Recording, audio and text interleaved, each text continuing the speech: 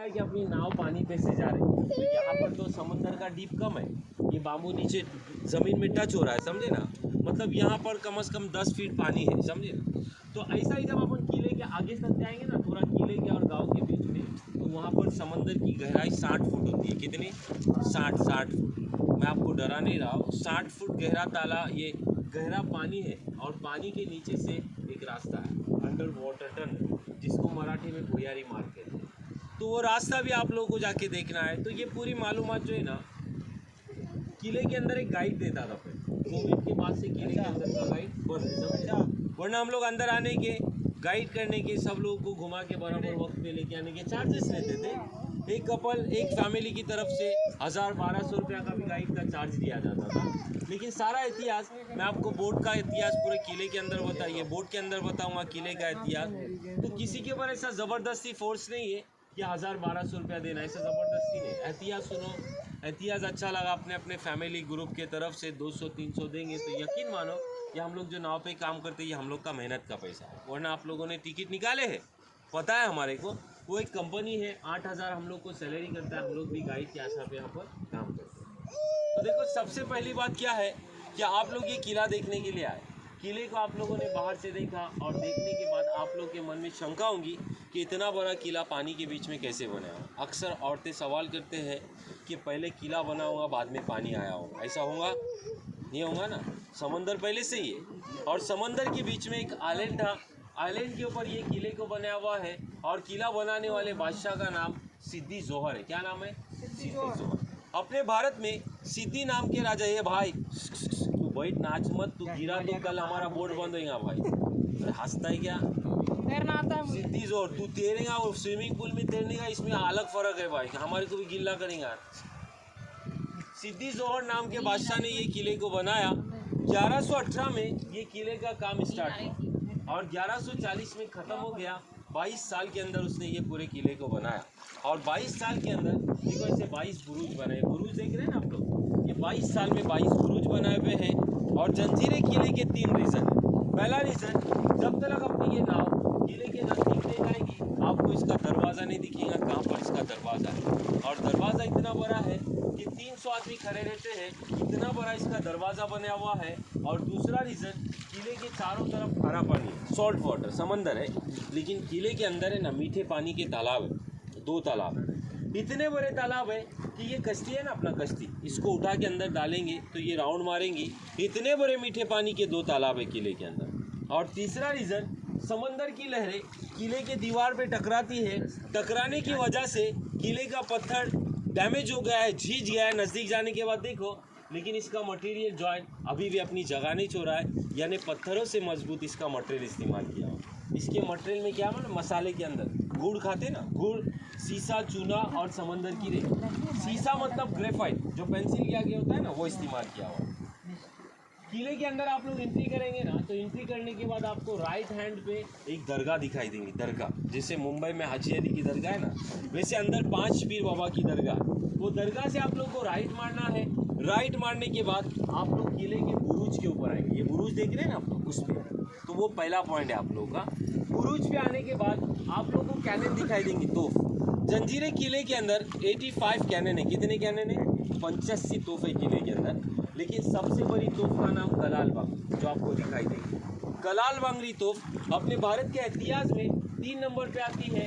पहले नंबर की तोफ मुलुक मैदान बीजापुर में है, दूसरे नंबर की मेंढा तोफ दौलताबाद के अंदर है और तीसरे नंबर की कलाल बांगरी है जो अपने ये किले के अंदर रखी हुई है। कलाल बांगरी का वजन कितना है मालूम है? 22,000 किलो का। 18 फीट लंबा तोफ है, 6 किलोमीटर तक उसका गोला उड़ने का, और हमेशा धूप में रहती है, गर्म नहीं होती है। उसको पंचधात के अंदर बनाए हुई 5 मेटल, समझे कि नहीं? तो आपको उसका जाके तजुर्बा करना है। उसके बाद आप लोगों को देखो वो टावर पे जाना है, लास्ट वाला बुरुज देख रहे हैं आप लोग, देखो लास्ट बुरुज है, वहाँ पर जाना है। तो जब आप लोग ऊपर है, तो ऊपर से जब आप लोग नीचे उतरेंगे ना, तो वो काले खिड़कियाँ देख रहे हैं आप लोग बीच में, वहाँ आना है। तो वो क्या चीज़ है? Watching tower. वहाँ से लोग वॉच करते थे। तो वॉचिंग टावर को डे नाइट बनाया हुआ है कि अंदर से बाहर का दिखता है, लेकिन बाहर वाले को अंदर का कुछ दिखता नहीं है। आपको दिखता है अंदर का कुछ नहीं दिखता है। तो अंदर जाके तजुर्बा करना है कि वो खिड़कियों को ऐसा क्या बनाया हुआ है जो बाहर से अंधेरा लगता है लेकिन अंदर वाला बाहर वाले को देख सकता है, समझे ना। उसके बाद आपको नीचे आना है। नीचे की लाइन जो है ना, पूरी लाइन, ये बारूद खाना है। बारूद खाना सबसे नीचे रखा जाता था। बारूद खाना देखने के बाद जब आप लोग बाहर आएंगे, लेफ्ट हैंड पे 10-12 कदम चलेंगे तो आपको एक दरवाज़ा दिखाएगा। वो दरवाजे के अंदर पायरी है और वो पायरी समंदर के नीचे से अंडर वाटर टनल देखो वहाँ पर खुलता है। ये नारियल के पेड़ देख रहे हैं आप लोग, दीवार देखो, ये दीवार, ये भाई इधर उंगली देखो मेरी किधर है। ये 1947 तक रास्ता खुला था। 1947 के बाद सेंट्रल गवर्नमेंट ने उसको बंद किया क्योंकि 1947 के बाद ये किला गवर्नमेंट ने लिया है, वरना ये किला अनकैप्चर है, किसी ने जीता हुआ नहीं। इसके ऊपर अटैक बहुत हुए, जैसे कान्होजी अंग्रेज, चिमाजी अप्पा, सबसे ज़्यादा इसके ऊपर अटैक करने वाले संभाजी महाराज थे, जिन्होंने ये किले के ऊपर एक मरतबा नहीं बल्कि 3-3 मरतबा अटैक किया। वो पहाड़ के ऊपर से कुछ दिखाई दे रहा है आप लोगों को, ऊपर साइड में देखो, वहाँ से अटैक किया था 3 मरतबा। जब तीसरे मरतबा अटैक हुआ, जब उनके हाथ में ये आधे से ज़्यादा किला उनके अंडर में आ चुका था, मतलब वो जीतने वाले थे। लेकिन उसी पीरियड के अंदर रायगढ़ फोर्ट पे मुगलों का अटैक हुआ तो बड़ी नाराज़गी के साथ संभाजी महाराज को ये किला छोड़ के रायगढ़ को बचाने जाना पड़ा, क्योंकि रायगढ़ किला मेन किला था, राजधानी, कैपिटल, इज्जत थी, इसके लिए उसको बचाया गया और जंजीरा फोर्ट अजिंक्य रहा, समझे ना। 1947 तक किले के अंदर नवाबों की हुकूमत थी और इनका पीढ़ी अभी भी है, वो मुझसे बोलते हैं ना, जनरेशन है अभी भी। वो कहाँ रहते हैं मालूम है? आप लोग मुरूड से आए ना आते वक्त, तो मुरूड से आते वक्त आपको 8 किलोमीटर पहले देखो एक वाइट कलर का नवाब पैलेस दिखा हुआ राइट साइड में, समझे ना। तो वो इन्हीं का पैलेस है, अभी उनका खुद का है। हाँ, और जब ये 1947 में जब किला डिमोलिश हुआ ना, तो इसके अंदर भी पुरानी चीज़ें थे, नवाबों के जैसा ताज वाज था, उनका बैठने का तख्त था सोने चांदी का, लोगों ने लेके वो पैलेस के अंदर शिफ्ट करके रखा हुआ है। और यहाँ के कॉमन लोग किला खाली करके ये गांव में शिफ्ट हुए। ये गांव देख रहे हैं ना आप लोग, किले के अंदर 550 घर थे, 5 मस्जिदें, स्कूल, मार्केट, दुकान, हर चीज़ था। 1947 तक किला आबाद था, उसके बाद किला बर्बाद हुआ और यहाँ के लोग किला खाली करके गांव में शिफ्ट हुए। किले के अंदर मीठे पानी का तालाब इतना बड़ा है कि नाव चलेंगी, और इतना गहरा है कि ये किला बनाने के लिए जितने भी पत्थर लगे हुए ना, वो बाहर से नहीं लाए। यही आइलैंड के पत्थरों को काटा गया। जब ज़्यादा नीचे गए तो पानी का झरना लगा, पानी मीठा मिला, खुदवाना बन के 2 रीज़न बने, पानी भी और पत्थर भी, समझे कि नहीं बात। तो इसी को ही नेचुरल कहते हैं कि चारों तरफ खारा पानी और बीच में मीठा पानी, ये अल्लाह कर सकते हैं, भगवान कर सकते हैं, समझे। फिर वही तालाब के पास से किले के टॉप पॉइंट पे जाना है।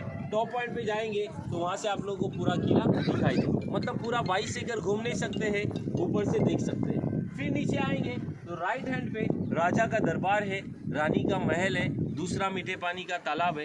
ये सारे पॉइंट आप लोग को तोफ के पास से जाएंगे तो आपको देखने के लिए मिलेंगे, वरना आप लोग कहीं से भी घूमेंगे तो वो आप सिर्फ बड़े बड़े चीज़ें देख के आएंगे, जैसा तालाब है, तोफ है, वो देखेंगे और कुछ नहीं देखेंगे। तो आपको पहला पॉइंट कौन सा है आप लोग का? देखो ये तो, ये सामने देख रहे हैं आप लोग, ये देखो ये सामने कलाल बांगड़ी। तो आपको अंदर जाने के बाद राइट मरना है, राइट मरने के बाद ऊपर चढ़ना है, वो तीसरे बुरुज से आप नीचे उतरना है, समझे ना। बात को थोड़ा जहन में रखना। और लासानी बोट में आप लोग को आके बैठना है, और अपने बोट का नाम लासानी है और ये किले का नाम मुरूड जंजीरा नहीं। जो मुरूड जंजीरा आप लोग सुन के आए वो शहर है, सिटी का नाम है, तालुके का नाम है। ये किले का असल नाम जो है वो हफ्साने जजीरा है। क्या नाम है? हफ्सानी जजीरा। हफ्सानी का मतलब क्या होता है? जो अफ्रीका के लोग होते हैं इन्हें हफ्शी कहते हैं, क्योंकि ये बादशाह जो था ना सिद्दी जोर, ये अफ्रीका का था। तो हफ्शी और समंदर के बीच में जो एक आइलैंड होता है इसे जजीरा कहते हैं। हफ्साने जजीरा, मुरूड जंजीरा नहीं, लेकिन हमने फेमस किया है इसको, समझे ना, तो उसी के नाम से फेमस हो चुका है। तो यह इतिहास था, मैंने आपको बताया। इतिहास अच्छा है, अपने अपने फैमिली ग्रुप की तरफ से भाई 200-300 देना, यकीन मानो ये मेहनत का पैसा है। और सुबह से फर्स्ट टीम है, बिस्मिल्लाह, ये आपके हाथ की, अभी अपने को उतरने वही बोला ना, पैलेस, पैलेस, हाँ वही पैलेस है। दे दो भाई, अपने अपनी तरफ से, अपने अपने ग्रुप की तरफ से भाई देना दे दो। अभी अपने को उतरने का है।